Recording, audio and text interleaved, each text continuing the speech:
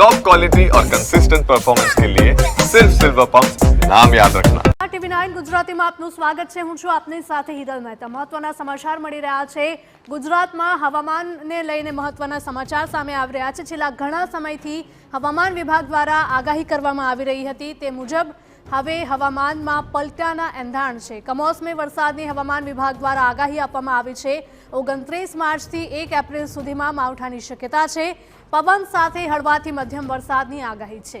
તો વેસ્ટર્ન ડિસ્ટર્બન્સના લીધે કાળઝાળ ગરમીની અને કમોસમી વરસાદની શક્યતા છે। કેટલાક વિસ્તારોમાં ગાજવીજ સાથે વરસી શકે છે વરસાદ। તો ઉત્તર ગુજરાત, મધ્ય ગુજરાત અને કચ્છમાં હવામાનમાં પલટો આવી શકે।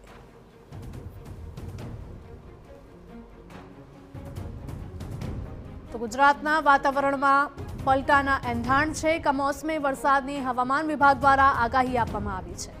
29 માર્ચથી 1 એપ્રિલ સુધીમાં માવઠાની શક્યતા છે।